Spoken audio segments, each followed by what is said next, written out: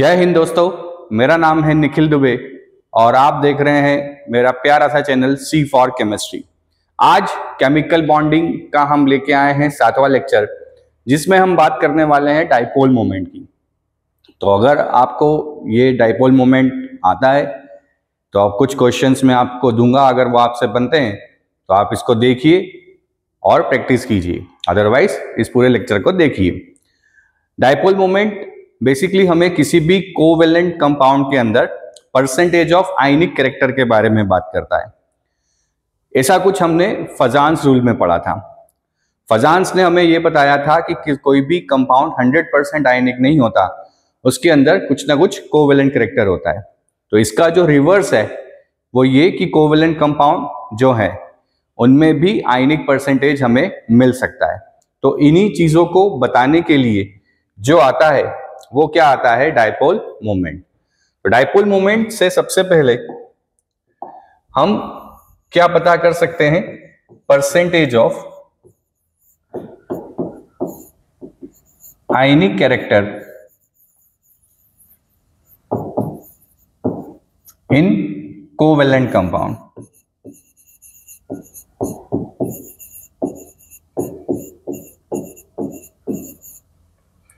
Similarly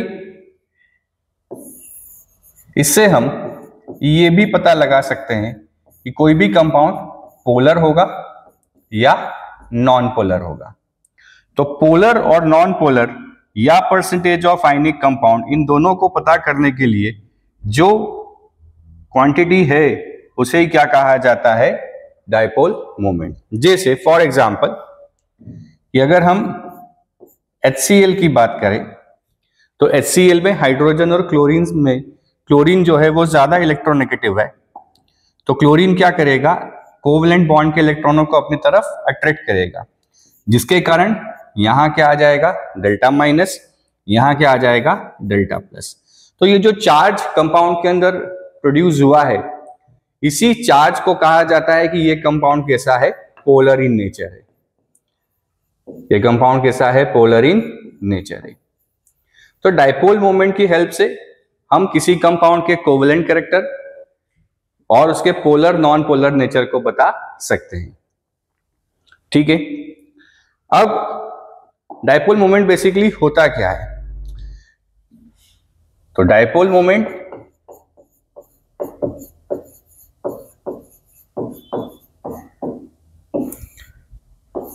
कुछ किताबें इसे P से रिप्रेजेंट करती हैं, कुछ किताबें इसे म्यू से रिप्रेजेंट करती है।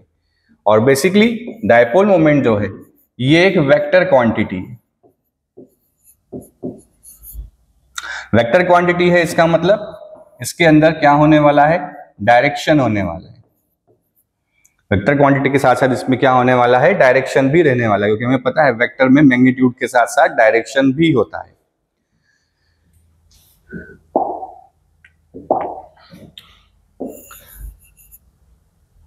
तो इसे हम P वेक्टर या म्यू वेक्टर से रिप्रेजेंट कर सकते हैं। फॉर्मूला जो इसका होता है वो होता है mu is equals to Q into D. जैसे फॉर एग्जांपल अगर हम लें HCl, क्लोरीन ने इलेक्ट्रॉन अपनी तरफ अट्रैक्ट किया तो हाइड्रोजन पे प्लस, क्लोरीन पे माइनस। तो Q क्या है यहां पे, charge on one atom. Magnitude basically यहां पे लेते हैं। अब यहां हम देख पा रहे हैं सिंगल चार्ज है, डेल्टा प्लस, एक प्लस और एक माइनस, तो चार्ज ऑन एन एटम। और डी जो है वो है डिस्टेंस। अब यहां पे इनके बीच की अगर डिस्टेंस को हम देखें तो H और Cl के बीच का distance is nothing but the bond length. ये क्या हो जाएगा, बॉन्ड लेंथ। तो ये कौन सा डिस्टेंस होता है, इंटर न्यूक्लियर डिस्टेंस, जिसको हम क्या बोल सकते हैं, बॉन्ड लेंथ। तो Q is charge on atom and D is the inter nuclear distance between the atom. तो इस तरीके से हम क्या कर सकते हैं, डाइपोल मोमेंट का कैलकुलेशन कर सकते हैं। अब इसका यूनिट जो है वो डिबाई होता है, ये हम आगे पढ़ेंगे इसमें।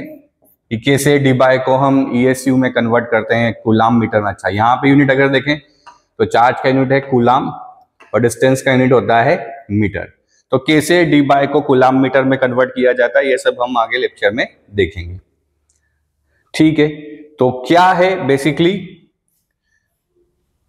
डायपोल मोमेंट कि because of the difference in the electronegativity between two atoms, जो पोलैरिटी एटम्स के ऊपर प्रोड्यूस होती है उसे ही क्या कहा जाता है, डायपोल। रिप्रेजेंट कैसे किया जाता है डायपोल को, it represented by an arrow, जहां पे एरो का जो बैक साइड है उसको कट कर दिया जाता है, तो it is the representation of dipole moment.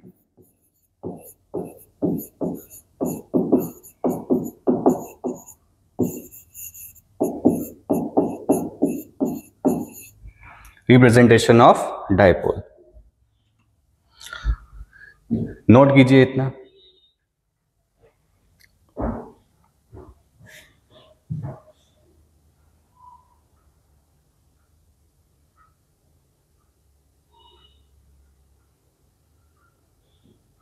अब यहां पे जो डायरेक्शन होता है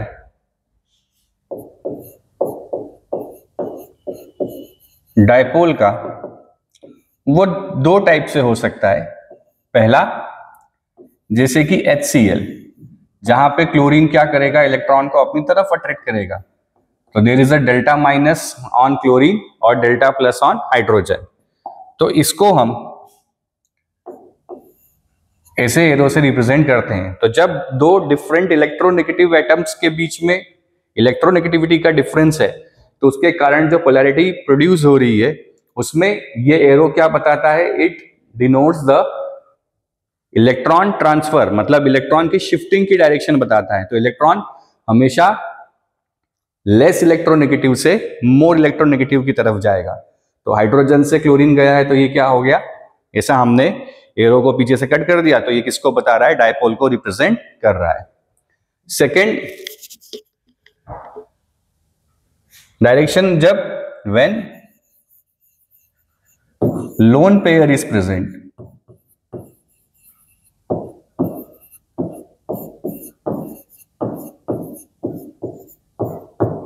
कि कोई एटम है A और एक लोन पेयर है, तो ऑलवेज जो डायपोल का डायरेक्शन होने वाला है it will be from atom to lone pair, क्योंकि इलेक्ट्रॉन से ज्यादा नेगेटिव तो कोई हो ही नहीं सकता, इसलिए हमेशा डायपोल का जो डायरेक्शन होगा वो कहां होगा, टुवर्ड्स लोन पेयर। तो इस तरीके से हमें डायरेक्शन देखनी है।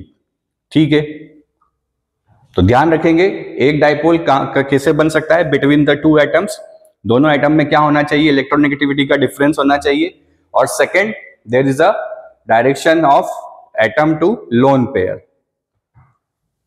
ठीक है, अब हम बात करते हैं कि when a molecule will be polar और नॉन पोलर। अब मॉलिक्यूल पोलर कब होगा और नॉन पोलर कब होगा, अगर डायपोल मोमेंट का वैल्यू 0 निकल के आ जाए तो मॉलिक्यूल क्या होगा, हमारा नॉन पोलर होगा। बट अगर डायपोल मोमेंट का वैल्यू 0 नहीं है तो फिर हमारा मॉलिक्यूल कैसा होगा, पोलर नेचर का होगा। ठीक है, जैसे एग्जाम्पल के लिए अगर हम देखें कि carbon dioxide, by Lewis dot structure हमें पता है कि कार्बन डाइऑक्साइड, और VSEPR थ्योरी से कि कार्बन डाइऑक्साइड का स्ट्रक्चर कैसा होगा, लीनियर होगा। ठीक है, ये स्ट्रक्चर है। अब कार्बन ऑक्सीजन के बीच में इलेक्ट्रोनेगेटिविटी डिफरेंस है, तो एक डायपोल बनेगा इस कार्बन से ऑक्सीजन की तरफ, तो इस पे क्या आ जाएगा, पार्शियली प्लस, यहां क्या आ गया, पार्शियली माइनस। एक डायपोल मोमेंट बनेगा यहां से यहां, तो एक पार्शियली प्लस और पार्शियली माइनस। फॉर्मूला हमारा बोलता है म्यू बराबर Q into D.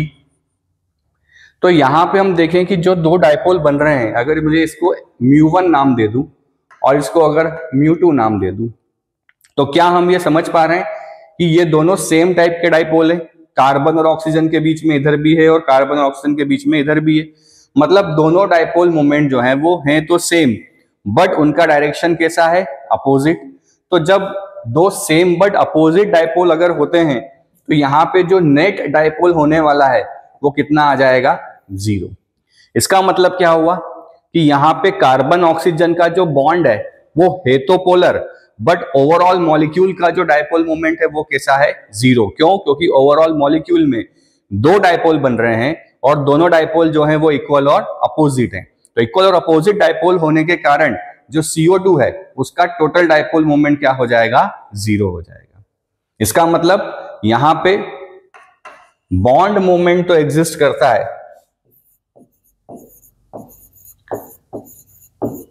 Bond moment तो एग्जिस्ट है, बट डायपोल मोमेंट क्या है, 0 है।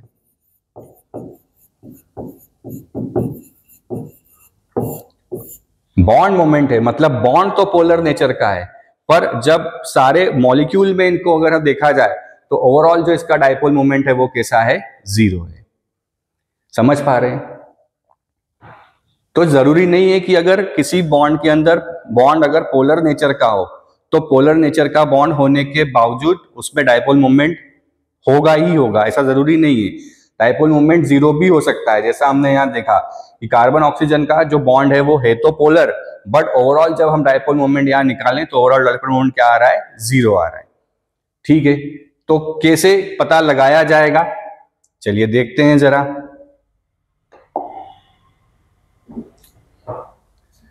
चलिए सबसे पहले हम बात कर लेते हैं डायटोमिक मॉलिक्यूल्स की।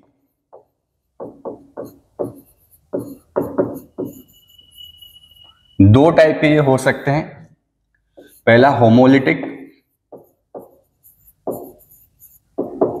दूसरा हेट्रोलिटिक।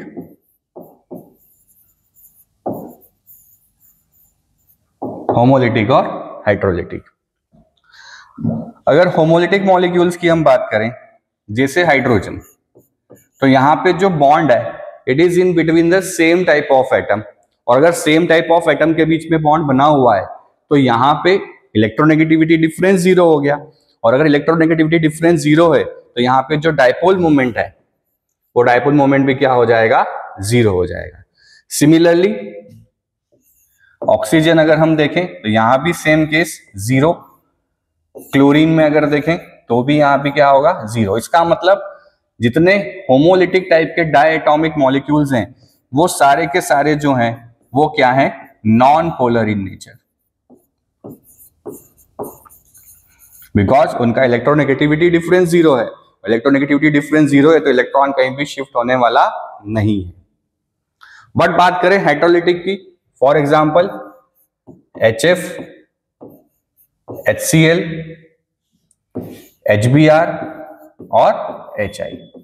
अब यहां पे इलेक्ट्रोनेगेटिविटी फ्लोरीन की ज्यादा है, then chlorine, then bromine, then iodine. तो हर जगह क्या आने वाला है, delta minus, delta plus, delta minus, delta plus, delta minus, delta plus, delta minus, delta plus. इसका मतलब यहां पे सारे के सारे जो मॉलिक्यूल्स हैं they are polar in nature, सारे कैसे हैं, पोलर इन नेचर है। तो फिर अगर ये सारे पोलर इन नेचर हैं तो क्या होने वाला है, सबसे ज्यादा पोलरिटी किसमें, सबसे ज्यादा डायपोल मोमेंट किसमें होना चाहिए, तो क्या हो सकता है, इसको अगर हम 1 दे दें, इसको 2 दे दें, इसको 3 दे दें और इसको 4 दे दें, तो क्या हो सकता है ऑप्शन हमारे पास,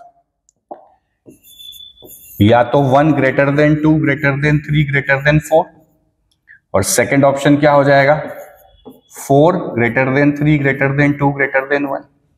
या तो HF का डायपोल मोमेंट सबसे ज्यादा होगा या HI का डायपोल मोमेंट सबसे ज्यादा होगा। अब कैलकुलेट कैसे करें, तो देखो बच्चों हमें पता है यहाँ पे कि म्यू बराबर क्या होता है, charge into distance,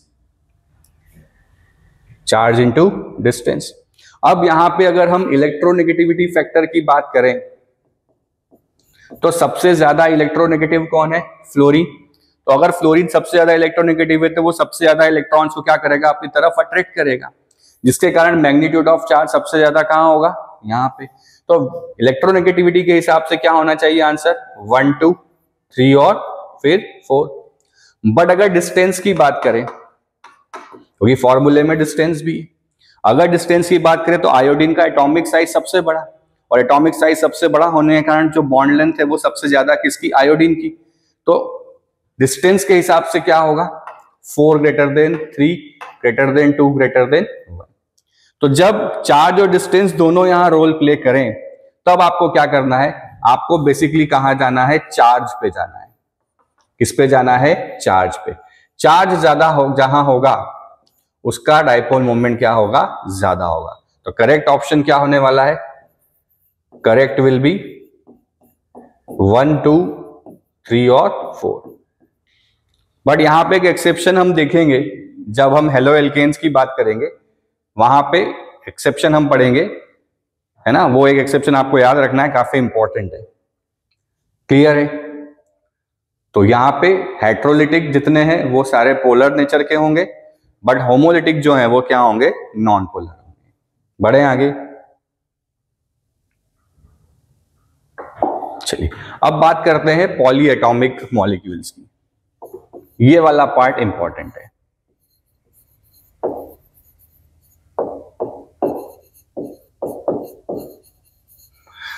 poly atomic molecules के लिए बच्चों आप लोगों को उस पर्टिकुलर मॉलिक्यूल का स्ट्रक्चर पता होना ही चाहिए। VSEPR थ्योरी से you must know the structure. बिना स्ट्रक्चर डाइपोल मोमेंट का क्वेश्चन निकालना थोड़ा डिफिकल्ट होगा, क्योंकि हमें पता है कि ये डायरेक्शन पे डिपेंड करता है। तो जब तक आपको एटम्स का अरेंजमेंट नहीं पता है इन अ मॉलिक्यूल, तब तक डाइपोल मोमेंट को कैलकुलेट आसानी से किया नहीं जा सकता। तो सबसे पहले हम बात करते हैं AB2 मॉलिक्यूल्स की, हैविंग सेम कॉर्नर एटम। अगर कॉर्नर एटम बदल गए तो क्वेश्चन में बदलाव हो जाएगा। तो AB2 टाइप का मॉलिक्यूल है जिसके कॉर्नर एटम क्या है, सेम। जैसे एग्जांपल की बात करें BeCl2 या CO2 ले लें, या हम ले लें एसिटिलीन ले लें, CH ट्रिपल बॉन्ड CH। तो देखिए बच्चों क्या है, जल्दी से बनाते हैं कि अगर बात करें हम BeCl2 की, ये बेरिलियम, हमें पता है लीनियर स्ट्रक्चर होता है। बेरिलियम और क्लोरीन में ज्यादा इलेक्ट्रोनेगेटिव कौन है, क्लोरीन। तो एक डाइपोल बनेगा यहां से यहां आ गया डेल्टा प्लस, यहां आ गया डेल्टा माइनस। एक डाइपोल बनेगा फिर यहां से यहां डेल्टा प्लस और डेल्टा माइनस। तो अगर ये म्यू है तो ये क्या होने वाला है, माइनस म्यू होने वाला है। क्या होने वाला है, माइनस म्यू। इसका मतलब क्या हुआ कि दो डाइपोल का फॉर्मेशन है और दोनों कैसे हैं, इक्वल और अपोजिट। तो जो नेट डाइपोल मोमेंट यहां पे होने वाला है वो क्या होने वाला है, 0। इसका मतलब ये कंपाउंड कैसा होगा, नॉन पोलर। चाहे इसके जो बॉन्ड है वो पोलर इन नेचर है, बट ओवरऑल जो नेट डाइपोल मोमेंट है अब इक्वल और अपोजिट डाइपोल बनने के कारण उनका जो नेट डाइपोल मोमेंट क्या होगा, वो 0 होगा। सेकेंड बात करें CO2 की, तो हमने भी CO2 भी देखा ही था कि कार्बन ऑक्सीजन में ऑक्सीजन ज्यादा इलेक्ट्रोनेगेटिव, तो एक डाइपोल इधर इक्वल और अपोजिट हो जाएंगे। तो यहां भी क्या होगा, नेट डाइपोल मोमेंट क्या होने वाला है, 0 होने वाला है। क्या इतना समझ में आया, ठीक है, इतना समझ में आया। थर्ड एसिटिलीन की बात कर लें, CH ट्रिपल बॉन्ड CH। अब sp carbon is more electronegative than sp2, तो क्या होने वाला है, इलेक्ट्रॉन का डायरेक्शन जल्दी से बताइए, कहां इलेक्ट्रॉन खींचेगा कार्बन, डायपोल का डायरेक्शन क्या होगा। तो कार्बन की इलेक्ट्रोनेगेटिविटी अब हाइड्रोजन से ज्यादा है, तो कैसा होने वाला है, जल्दी से बताइए। एक डायपोल बनेगा यहां से यहां, एक डायपोल बनेगा यहां से यहां, सेम फिर वही इक्वल और अपोजिट है, और इक्वल और अपोजिट है इसका मतलब नेट डायपोल मोमेंट क्या होगा, 0। तो AB2 मॉलिक्यूल है ना, जिनमें अगर सेम कॉर्नर एटम है तो उनका डायपोल मोमेंट क्या होने वाला है, 0। बस एक कंडीशन है कि उसके पास कोई लोन पेयर ना होना चाहिए। अगर लोन पेयर होगा तो कहानी कुछ और हो जाएगी। तो ऐसे कंपाउंड जो AB2 टाइप के हैं विदाउट लोन पेयर है और सेम कॉर्नर एटम है, उन सभी का डायपोल मोमेंट क्या होने वाला है, 0 होने वाला है। क्लियर है, बढ़े आगे, उतार लीजिए इसे।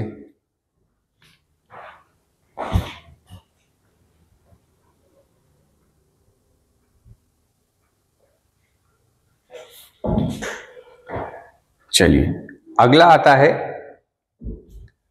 AB3 टाइप का,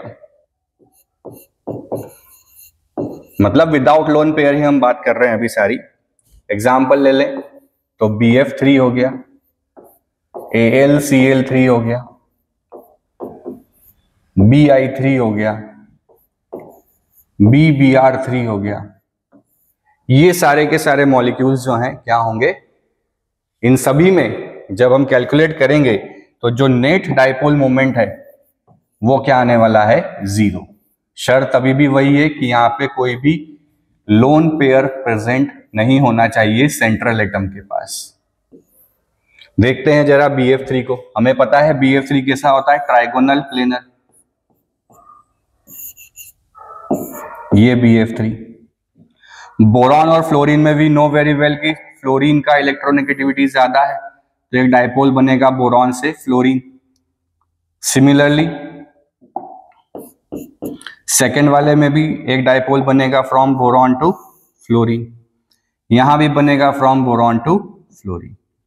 अब जो ओवरऑल नेट डाइपोल मोमेंट यहां निकलेगा वो नेट डाइपोल मोमेंट कैसा होगा, यहां पे 0 होगा। चेक करते हैं कैसे होगा। देखिए थोड़ा सा वेक्टर यहां पे आपको देखना पड़ेगा। इसको अगर मैं ऐसा बना लूं,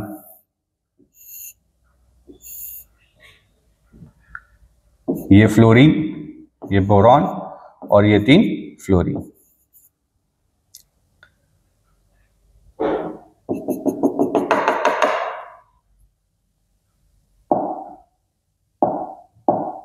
कलर बदल लेते हैं।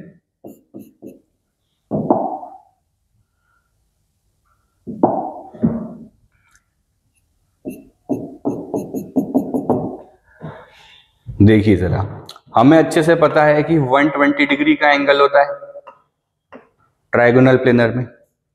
तो अगर ये पूरा एंगल 120 है तो ये एंगल कितना हो गया, 90। तो रिमेनिंग कौन सा हो गया, 30। सिमिलरली ये 90, तो ये कौन सा हो गया, 30। चलिए अब चूंकि ये दोनों सारे के सारे क्या हैं, वेक्टर है, तो वेक्टर रिजोल्यूशन करें। इस वाले का कॉस कंपोनेंट क्या बनेगा, म्यू कॉस 30, जिसके साथ एंगल बनता है वो क्या होता है, कॉस कंपोनेंट होता है। सिमिलरली इस वाले का कॉस कंपोनेंट क्या हुआ, म्यू कॉस 30। तो देखिए एक डाइपोल इस डायरेक्शन में बना है, एक डाइपोल इस डायरेक्शन में बना है, और दोनों कैसे हैं, इक्वल और अपोजिट है। इसलिए ये दोनों एक दूसरे को क्या करेंगे, कैंसिल आउट कर देंगे। यहां देखें इस वाले का साइन कंपोनेंट नीचे की तरफ कितना हो जाएगा, म्यू साइन 30। इस वाले का साइन कंपोनेंट नीचे की तरफ कितना हो जाएगा, म्यू साइन 30। म्यू साइन 30 कितना होता है, 1/2। साइन 30 कितना, 1/2। हाफ और हाफ कितना हो गया, 1। तो half mu plus half mu कितना हो गया, म्यू। तो ये भी म्यू था, ये भी क्या है, म्यू है, बट दोनों कैसे हैं, इक्वल और अपोजिट हैं। इसलिए जब यहाँ पे नेट डाइपोल मोमेंट निकाला जाएगा तो नेट डाइपोल मोमेंट क्या आएगा, 0। Net dipole moment will be 0। Clear. हमने क्या किया, ये दो वेक्टर थे, इसका कॉस कंपोनेंट ले लिए, साइन कंपोनेंट ले लिए, और जब हमने देखा तो इसके कॉस कंपोनेंट और साइन कंपोनेंट ये जो आपस में क्या हो रहे हैं, कैंसिल आउट हो रहे हैं। इसलिए ओवरऑल जो इस पर्टिकुलर स्ट्रक्चर का जो डाइपोल मोमेंट है वो डाइपोल मोमेंट क्या होगा, 0 होगा। क्या इतना समझ में आया, क्लियर है। तो जब भी ये केस होगा तो इस तरीके से जब भी होगा तो हमेशा क्या होने वाला है, इक्वल और अपोजिट डाइपोल मोमेंट जो है वो एक दूसरे के कैंसिल आउट होने वाले हैं। बढ़े आगे, चलिए एक बढ़िया सा क्वेश्चन हम देखते हैं कि SO2 और SO3 कौन सा पोलर है। चलिए SO3 में अगर हम देखें तो जो स्ट्रक्चर होता है SO3 का, इट इज लाइक दिस। तो डाइपोल क्या बन रहा है बेटा, एक डाइपोल सल्फर से ऑक्सीजन इधर, एक डाइपोल सल्फर से ऑक्सीजन इधर, एक डाइपोल सल्फर से ऑक्सीजन इधर। तो देखिए सेम डाइपोल है, इक्वल अपोजिट, तो नेट डाइपोल मोमेंट क्या होने वाला है? 0। मतलब कंपाउंड कैसा होगा? ये non polar. But sulphur dioxide की अगर हम बात करें तो सल्फर डाइऑक्साइड में सल्फर के ऊपर क्या आने वाला है? एक लोन पेयर। मैंने आपसे पहले भी कहा है कि लुईस डॉट स्ट्रक्चर और VSEPR आपको बहुत अच्छे से आना चाहिए। तो यहां पे ये इधर, ये इधर, तो इन दोनों का रिजल्टेंट नीचे, और ये एक डाइपोल बनेगा एटम टू लोन पेयर, बता चुका हूं मैं स्टार्टिंग में। बट क्या यहां पे ये दोनों डाइपोल इक्वल हैं? सोचिए जरा, क्या ये दोनों डाइपोल इक्वल हैं? एक डाइपोल है सल्फर ऑक्सीजन के बीच में, एक डाइपोल है सल्फर और इलेक्ट्रॉन के बीच में, तो दोनों डाइपोल अब इक्वल नहीं है। अगर मैं इसे μ1 और इसे μ2 नाम दूं तो μ1 is not equal to the μ2। तो जो नेट डाइपोल मोमेंट यहां आने वाला है, नेट डाइपोल मोमेंट 0 नहीं आएगा। इसका मतलब SO2 का नेचर कैसा हो गया? पोलर। बट SO3 का नेचर कैसा होगा? Non polar. क्लियर है? क्लियर है?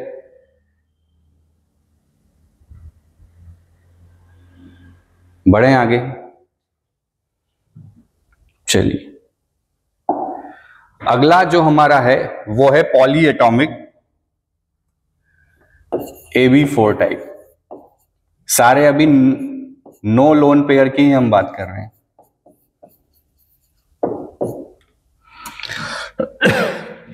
मीथेन या हो गया CCl4 ले लें, कार्बन टेट्राक्लोराइड, या हम ले लें सिलिकॉन टेट्राफ्लोराइड SiO4। सबकी जो शेप है, ज्योमेट्री क्या है वो सेम। कैसा होगा? टेट्राहेड्रल।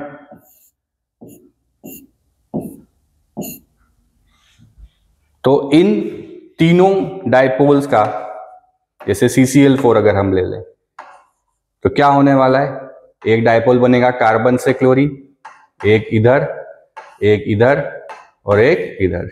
तो इन तीनों का जो नेट डाइपोल मोमेंट होगा म्यू, और जो इस वाले का डाइपोल है म्यू, ये क्या होने वाले हैं? इक्वल और अपोजिट। तो जो नेट रिजल्टेंट आने वाला है वो नेट रिजल्टेंट क्या आने वाला है? 0। क्या आने वाला है? 0। ठीक है, तो इन तीनों डाइपोल का जो नेट रिजल्टेंट है और जो ऊपर वाला डाइपोल है, ये क्या आएंगे? इक्वल और अपोजिट। तो इक्वल और अपोजिट होने के कारण नेट डाइपोल मोमेंट क्या आएगा? 0। इसका मतलब CCl4 भी नॉन पोलर, सिमिलरली मीथेन भी कैसा? नॉन पोलर, और SiF4 भी क्या हो गया? Non polar. बट अगर यहां पे हम एटम बदल दें, जैसे हम ले लें CH3F, हम ले लें CH2Cl2, जैसे हम ले लें CHCl3, हम ले लें CH2F2, तो ये सारे के सारे क्या होंगे बेटा? ये होंगे पोलर। क्यों होंगे पोलर? क्योंकि यहाँ पे एटम कैसे हैं? अलग अलग हैं। डिफरेंट एटम अगर हैं तो इलेक्ट्रोनेगेटिविटी डिफरेंस क्या आएगा? अलग अलग आएगा। और इलेक्ट्रोनेगेटिविटी डिफरेंस अगर अलग अलग है, इसका मतलब जो डाइपोल बनेंगे वो भी कैसे बनेंगे? अलग अलग बनेंगे। तो जब नेट डाइपोल निकाला जाएगा तो वो 0 आने वाला नहीं है। नोट कीजिए इसे।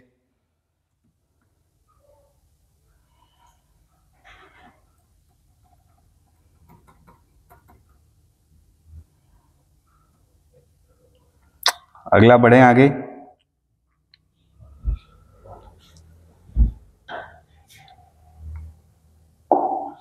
अगला है हमारा AB5।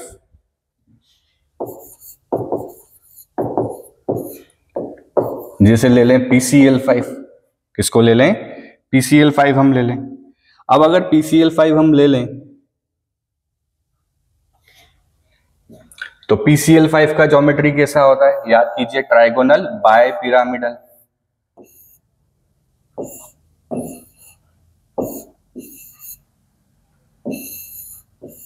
प्लेन में तो ट्रायंगल,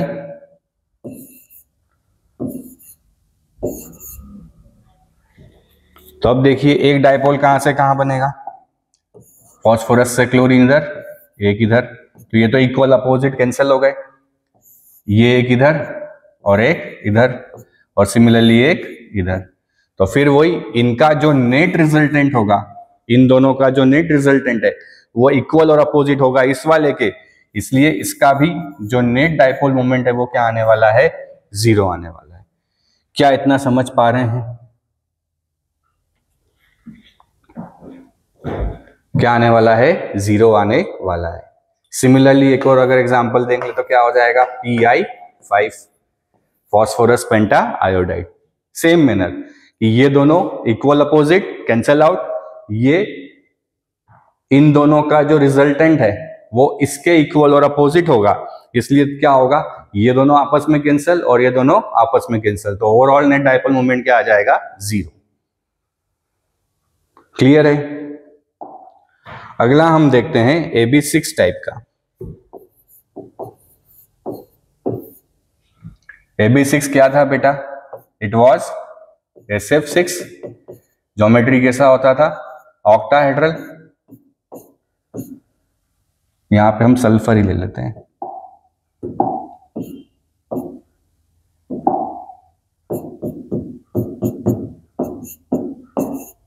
तो सारे बॉन्ड एंगल क्या होते हैं, 90 डिग्री होते हैं, मतलब ये सब 180 है, तो ये इससे कैंसल, ये वाला इससे कैंसल और ये वाला इससे कैंसल। तो सारे बॉन्ड इक्वल अपोजिट एक दूसरे को क्या कर देंगे, कैंसिल कर देंगे, तो यहाँ पे जो डाइपोल मोमेंट है क्या आ जाएगा, 0 आ जाएगा। तो ये लगभग वो सारे टाइप ऑफ मॉलिक्यूल जहां पे लोन पेयर प्रेजेंट नहीं होता, ये हमने सारे देख लिए। बढ़े आगे। अब ऐसे मॉलिक्यूल्स जहां पे क्या होगा, लोन पेयर प्रेजेंट होगा। क्या प्रेजेंट होगा, lone pairs. Molecules having lone pair, जैसे पहला हम ले लेते हैं water,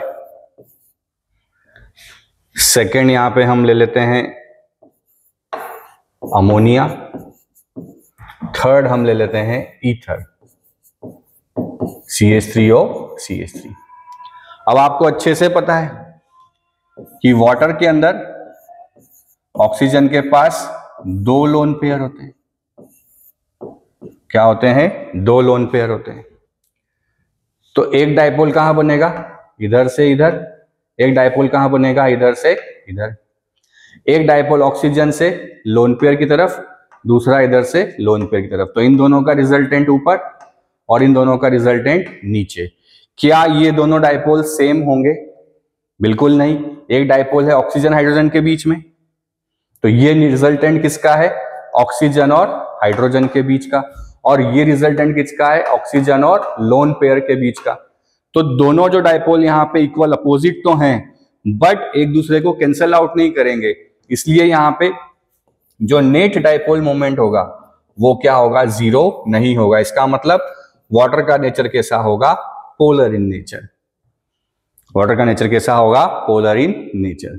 similarly lone pair ammonia की बात करें, अमोनिया में 3 बॉन्ड बनाए हैं हाइड्रोजन के साथ और एक लोन पेयर प्रेजेंट होता है।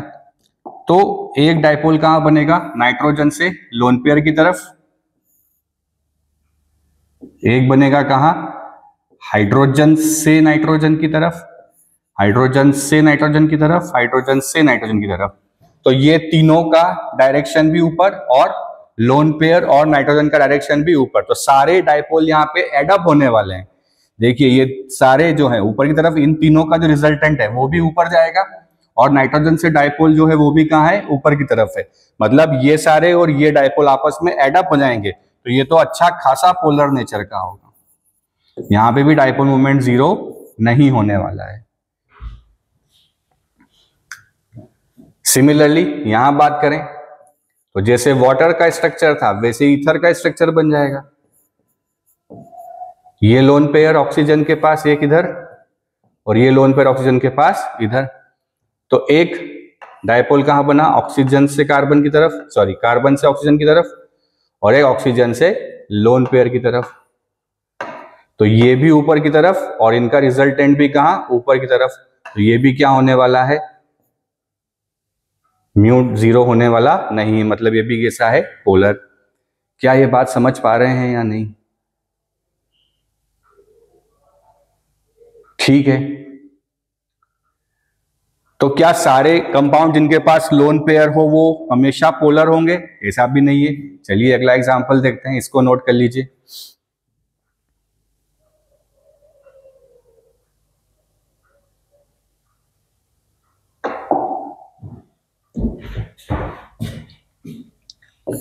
XeF4 को समझें।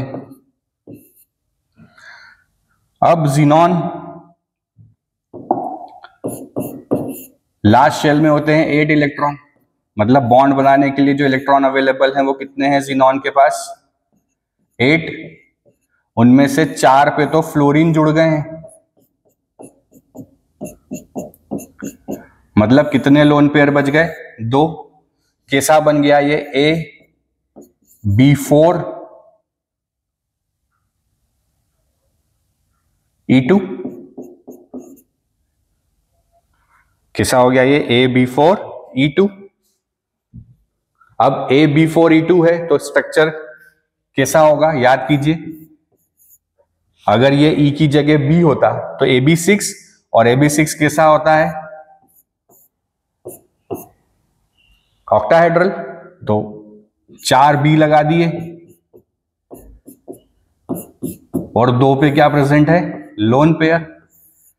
देखिए जरा, ये लोन पेयर इधर, ये डायपोल इधर, एक डायपोल इधर, एक डायपोल इधर, एक डायपोल लोन पेयर ऊपर, एक डायपोल लोन पेयर नीचे। तो सारे इक्वल और एक अपोजिट हैं, तो क्या हो जाएगा? एक दूसरे को कैंसिल कर देगा, तो क्या बन जाएगा? ये भी म्यू बराबर 0। बट अगर इसकी जगह हम क्या ले लेते? XeF2 ले लेते, तो क्या हो जाता? 8 इलेक्ट्रॉन फ्लोरीन के, 2 पे बॉन्ड बना लिए तो 6 इलेक्ट्रॉन बचे, और 2 बॉन्ड पेयर, 2 बॉन्ड के इलेक्ट्रॉन। तो कैसा बन गया ये? AB2E3। 2 इलेक्ट्रॉन पेयर तो बॉन्ड में यूज हो गए, 3 इलेक्ट्रॉन पेयर लोन पेयर हो गए, तो AB2A3 कैसा बन जाएगा? AB5 स्ट्रक्चर है, मतलब Xe ऐसा और ये ऐसा। तो हमने देखा था कि लोन पेयर हमेशा मिनिमम रिपल्शन की जगह तो कहां रखे जाते हैं? हमेशा इस पोजीशन पे, और हमेशा फ्लोरीन कहां होगा? यहां पे। तो देखिए क्या होने वाला है, एक इधर, एक इधर और ये इधर। तो ये जो है लोन पेयर का डायपोल है, ये भी लोन पेयर के, तो इन दोनों का जो रिजल्टेंट होगा वो इक्वल और अपोजिट होगा किसके? इस वाले के, क्योंकि ये दोनों लोन पेयर के हैं, ये भी लोन पेयर का है, और एक लोन पेयर जो है वो कहां है? फ्लोरीन के साथ, एक डायपोल ऊपर और एक डायपोल नीचे। तो ये दोनों एक टाइप के डायपोल हैं और ये एक टाइप के हैं, तो ओवरऑल यहां भी डायपोल मोमेंट क्या होने वाला है? 0। क्लियर है? समझ में आया? उतार लीजिए इसे।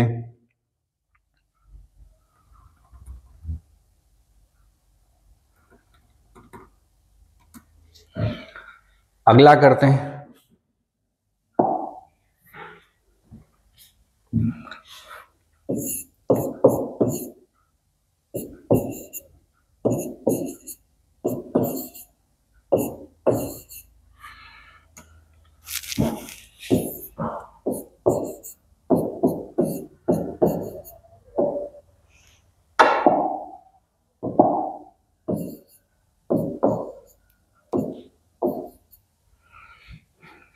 देखिए बच्चों,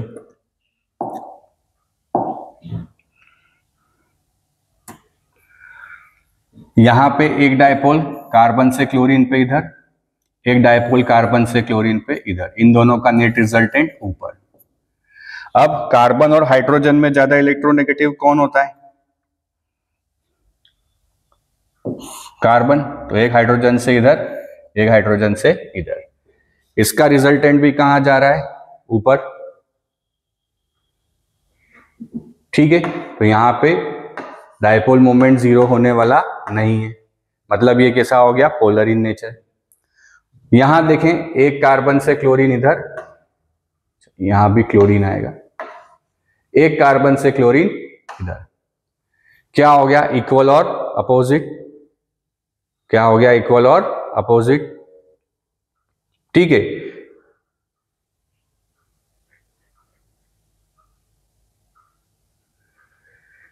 एक यहां पे इस तरफ और ये यहां पे इस तरफ, तो ये भी क्या हो गया, इक्वल और अपोजिट। तो यहां पे डायपोल मोमेंट 0 है और वहां पे डायपोल मोमेंट 0 नहीं है। पर अगर दोनों का फॉर्मूला देखें तो क्या बन रहा है, C double bond C HCl, यहां भी HCl, फॉर्मूला सेम है। तो बच्चों जब ये वाला पार्ट जहां पे ऐसे एटम सेम होते हैं उसे कहा जाता है सिस फॉर्म, और जब डायगोनली सेम होता है तो उसे क्या कहा जाता है, ट्रांसफॉर्म। तो देखा नॉर्मली ये जाता है कि जो सिस का डायपोल मोमेंट है वो हमेशा ट्रांस से ज्यादा होता है। जैसे यहाँ ट्रांस 0 आया है, पर ट्रांस हर जगह 0 आएगा ऐसा जरूरी नहीं है, ट्रांस हमेशा 0 हो ऐसा जरूरी नहीं है। ऐसा हो सकता है कि ट्रांस में भी डायपोल मोमेंट एग्जिस्ट करे, बट ये फैक्ट है कि सिस का जो डायपोल मोमेंट है वो हमेशा ट्रांस से क्या होने वाला है, ज्यादा ही होने वाला है,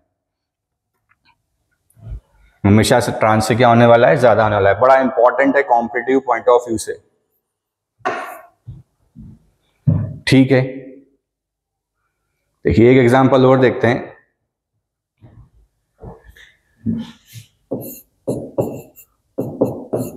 ये आपके स्कूलों में बड़ा फेवरेट एग्जांपल होता है, ब्यूट 2 इनका।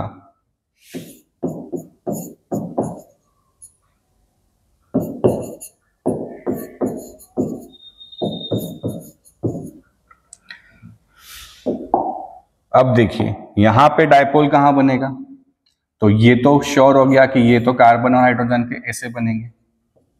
अब ये भी कार्बन और ये भी कार्बन, तो इलेक्ट्रोनेगेटिविटी डिफरेंस कहां रहा, जबकि हमने कहा कि ये कब होता है, जब इलेक्ट्रोनेगेटिविटी डिफरेंस हो। नहीं बच्चों, यहां इलेक्ट्रोनेगेटिविटी डिफरेंस है। ये कार्बन है sp3 हाइब्रिडाइज्ड और ये कार्बन है sp2 हाइब्रिडाइज्ड। सिमिलरली ये कार्बन है sp2 और ये है sp3, और ज्यादा s कैरेक्टर होने के कारण sp2 carbon is more electronegative as compare to the sp3। तो यहां पे डायपोल कहां आएगा, इधर, और यहां भी कहां आएगा, नीचे। तो एक डायपोल ऊपर है और एक डायपोल नीचे है, बट सारे डायपोल इक्वल और अपोजिट नहीं है, इसलिए इसका जो डायपोल मोमेंट है वो 0 होने वाला नहीं है। तो ये फॉर्म कौन सा हो गया, सिस। ये सेम सेम, ये भी सेम सेम, तो फॉर्म कैसा हो गया, सिस। तो इसका डायपोल मोमेंट 0 होने वाला नहीं है। यहां चेक करें, एक डायपोल यहां से यहां, एक डायपोल यहां से यहां, इक्वल अपोजिट कैंसल। एक डायपोल यहां से यहां, एक डायपोल यहां से यहां, इक्वल अपोजिट कैंसल। मतलब यहां क्या हो गया, 0। यहां पे एक भी ट्रांस का डायपोल मोमेंट क्या आया है, 0 आया है। तो ये नॉन पोलर होगा, बट ये कैसा होगा, पोलर। ये कैसा होगा, पोलर इन नेचर। क्लियर है, कितना आया समझ में।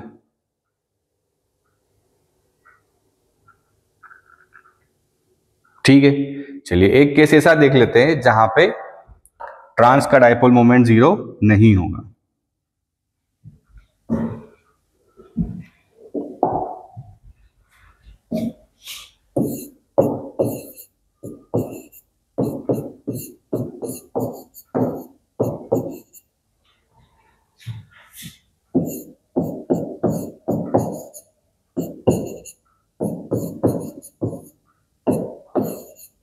देखिए ये सेम सेम, तो इसे सिस कहा जा सकता है, और यहां पे डायगोनली सेम है तो इसे ट्रांस कहा जा सकता है।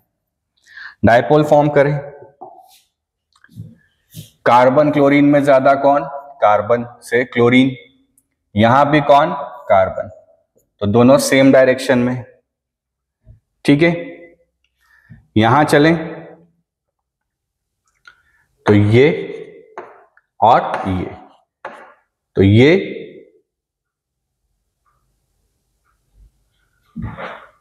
अब देखिए क्या ये रिजल्टेंट सेम आने वाला है।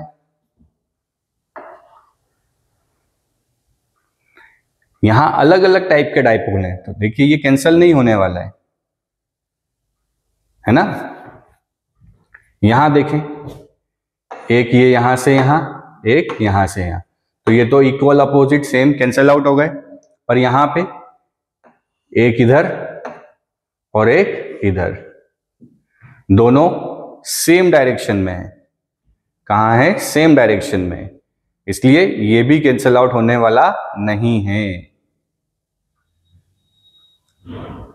इसलिए यहां पे भी कोई रिजल्टेंट जीरो होने वाला नहीं है। क्लियर है?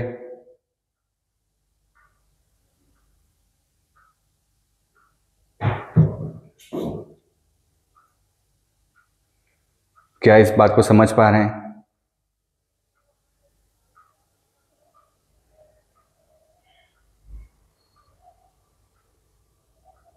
तो ट्रांस हमेशा जीरो हो ऐसा जरूरी नहीं है।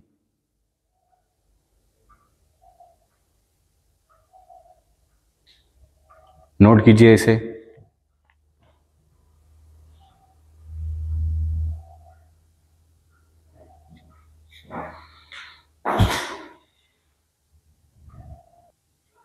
ठीक है, समझ पा रहे हैं?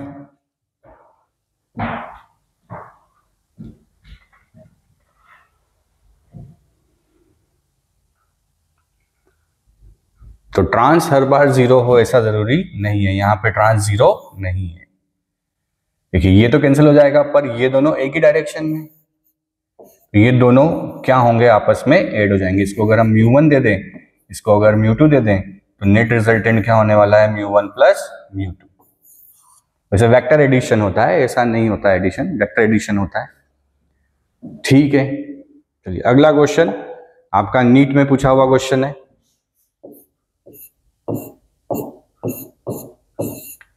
कि ऑर्थो डाइक्लोरोबेंजीन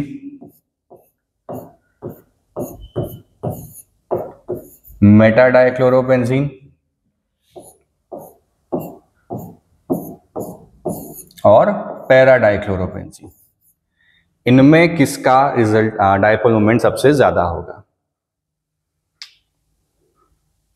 चलिए यहां पे अब हम निकालना सीखते हैं, कैसे निकाला जाता है।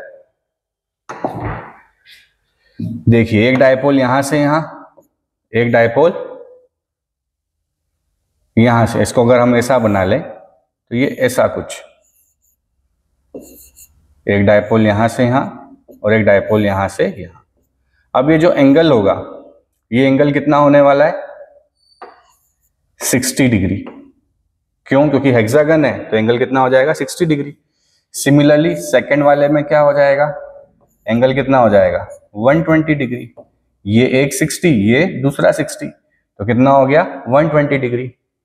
अब ये तो हमें दिख ही रहा है कि ये क्या है? इक्वल और अपोजिट है, तो इसका डायपोल मोमेंट क्या हो जाएगा? जीरो। अब रिजल्टेंट कैसे निकाला जाता है?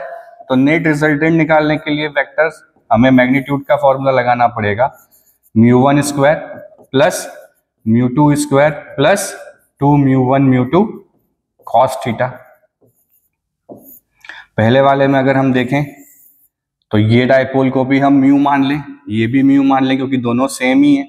तो म्यू का स्क्वायर प्लस म्यू का square plus 2 mu square cos 60, तो ये कितना हो गया? 2 म्यू स्क्वायर प्लस cos 60 होता है √1/2 sin 30 1/2 cos 60 1/2, तो ये से ये कैंसिल। तो 2 म्यू स्क्वायर और म्यू स्क्वायर कितना हो गया? 3 म्यू स्क्वायर, मतलब √3 mu. Similarly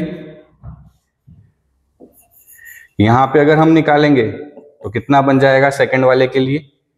mu square plus mu square plus 2 mu square cos 120 degree, और cos 120 कितना होता है?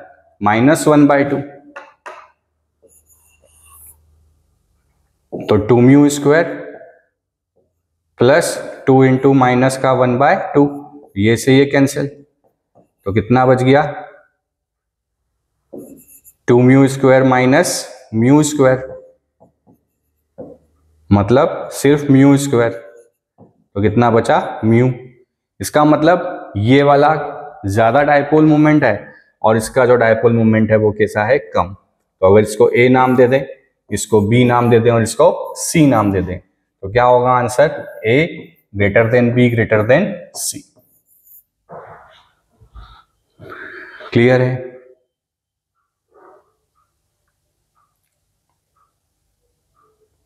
ठीक है, बढ़े आगे।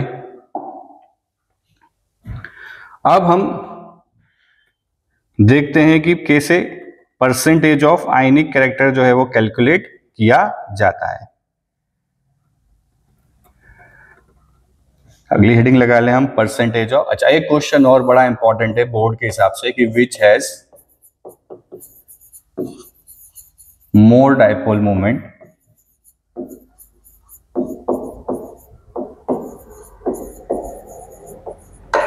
NH3 और NF3।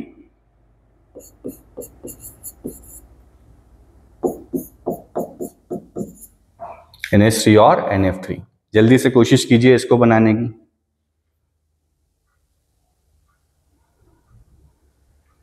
जल्दी से बनाइए। अगर आप केवल इलेक्ट्रोनेगेटिविटी के बेसिस पे देखो कि फ्लोरीन ज्यादा इलेक्ट्रोनेगेटिव है, तो उससे कुछ नहीं होने वाला है, आपको बना के देखना पड़ेगा। जैसे नाइट्रोजन, ये 3 हाइड्रोजन और यहां पे हमने क्या लगा रखा है, लोन पेयर। क्या प्रेजेंट होता है, लोन पेयर प्रेजेंट होता है। सिमिलरली ये 3 फ्लोरीन और क्या प्रेजेंट होता है, एक लोन पेयर। अब नाइट्रोजन हाइड्रोजन में ज्यादा इलेक्ट्रोनेगेटिव कौन है,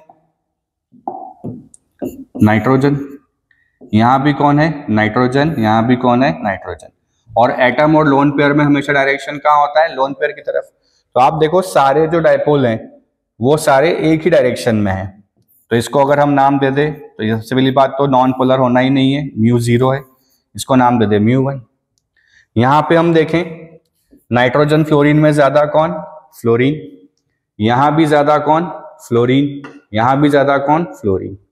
बट नाइट्रोजन लोन पेयर में ज्यादा कौन, लोन पेयर, है ना। हमने कहा था डायरेक्शन कहां होना चाहिए, लोन पेयर की तरफ। तो इन तीनों का रिजल्टेंट कहां है, नीचे, और ये रिजल्टेंट कहां है, ऊपर। क्या ये दोनों डायपोल एक जैसे हैं, एक है नाइट्रोजन फ्लोरीन के बीच में, ये किसके बीच में है, नाइट्रोजन और फ्लोरीन के बीच में। ये डायपोल मोमेंट किसके बीच में है, नाइट्रोजन और लोन पेयर के बीच में। तो ये दोनों डायपोल मोमेंट एक जैसे तो नहीं है। एक जैसे नहीं है मतलब ये कैंसिल आउट होने वाले नहीं है। अब अगर ये कैंसिल नहीं हो रहे हैं बट चूंकि इक्वल अपोजिट है, इक्वल नहीं है बट अपोजिट तो है, तो कुछ तो कैंसिल होने वाला है। बट यहां पे क्या है, सारे जो डायपोल है वो एक ही डायरेक्शन में, किसमें है, एक ही डायरेक्शन में। तो यहां का जो डायपोल है वो क्या आने वाला है, मोमेंट ज्यादा आने वाला है, किसके मुकाबले, NF3 के मुकाबले। तो बड़ा इंपॉर्टेंट है, ये नीट में भी पूछा हुआ क्वेश्चन है ना। इसको हमें याद रखना है, नोट कीजिए इसे।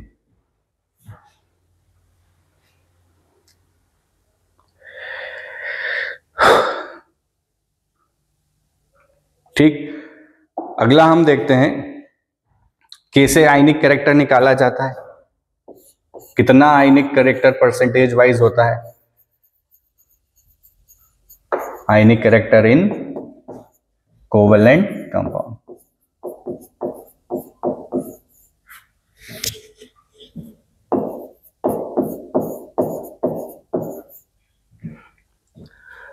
तो परसेंटेज आयनिक कैरेक्टर का जो फॉर्मूला होता है, it is observed dipole moment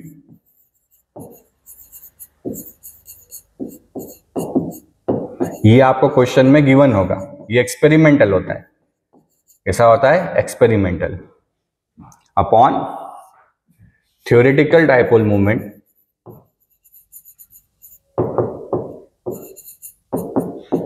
multiplied by 100। ये हमें फॉर्मूले से निकालना पड़ता है, ठीक है। तो थ्योरेटिकल जो हमने फॉर्मूला पढ़ा, म्यू बराबर Q इंटू डी, ये हम इससे निकाल लेंगे। अब यहां पे Q क्या होता है बेटा, Q जो है वो इलेक्ट्रॉन का चार्ज होता है। क्या होता है, Q इलेक्ट्रॉन का चार्ज होता है। अब जो इलेक्ट्रॉन का चार्ज है कूलाम में कितना होता है 1.6 into 10 to the power minus 19 coulomb. कितना होता है 10 to the power minus 19 coulomb. पर एक और यूनिट होती है ESU, उसमें होता है 4.8 into 10 to the power minus 10 ESU। 4.8 into 10 to the power minus 10 ESU। अब अगर इसको हम देखें तो ये है कूलाम और ये डिस्टेंस किसमें है, मीटर में। तो जब भी आप इसको करेंगे तो आप इसको कैलकुलेट करेंगे किसमें, ESU सेंटीमीटर में। किसमें कैलकुलेट करेंगे, ESU सेंटीमीटर में। और ESU सेंटीमीटर में निकालने के बाद जब आप इसको 10 की पावर माइनस 18 से डिवाइड कर देंगे तो ये पूरा यूनिट जो है वो कन्वर्ट हो जाएगा किसके अंदर, डिबाई के अंदर।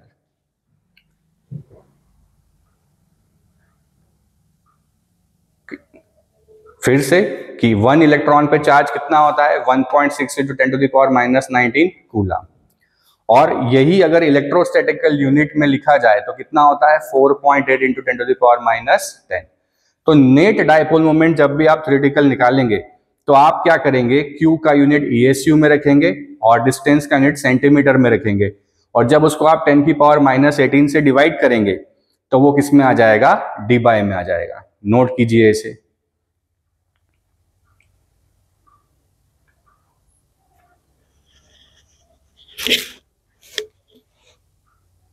कि 1 इलेक्ट्रॉन का charge 4.8 into the power minus 10 ESU, distance centimetre में, चार्ज ESU में, और उसको जब आप 10 की पावर माइनस 18 से डिवाइड करेंगे तो किस में आ जाएगा, डी बाई में। ऐसा क्यों कर रहे हैं, क्योंकि हमें थ्योरेटिकल या जो प्रैक्टिकल वाला ऑब्जर्वेशन दिया होगा वो हमें डी बाई में दिया होगा, तो हमें इसको कन्वर्ट करना पड़ेगा, यूनिट एक जैसा रखना पड़ेगा। तो उस एक जैसा यूनिट रखने के लिए हमें इस पर्टिकुलर को डी बाई में कन्वर्ट करने के लिए क्या करना पड़ेगा, 10 की पावर माइनस 18 से डिवाइड करना पड़ेगा। चलिए क्वेश्चन कर लेते हैं।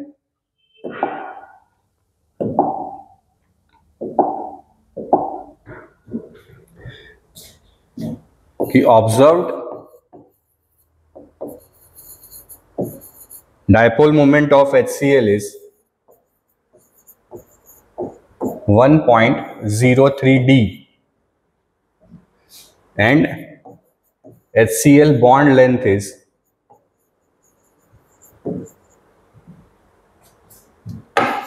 1.275 angstrom.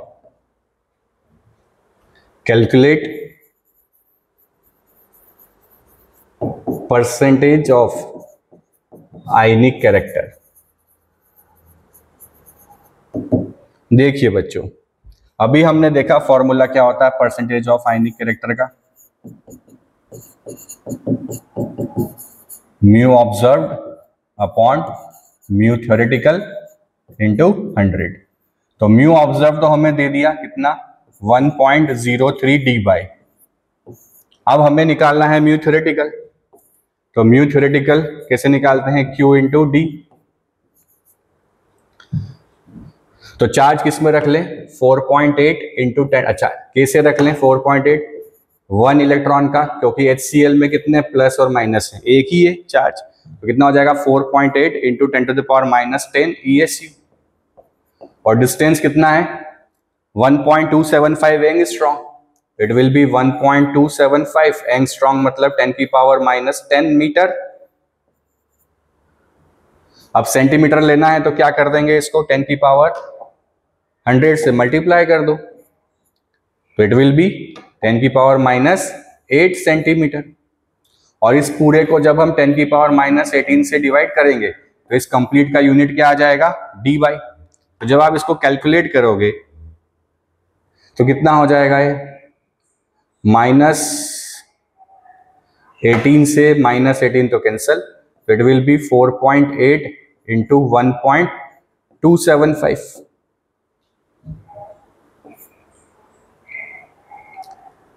D by.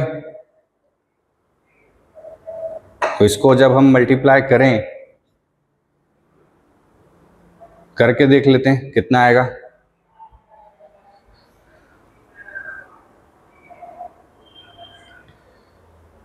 It will B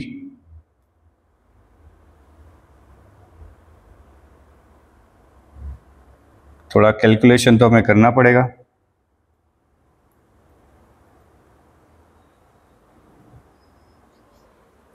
या इसको हम यहीं रख देते हैं अभी 4.8 इंटू 1.275 मल्टीप्लाइड बाय 100।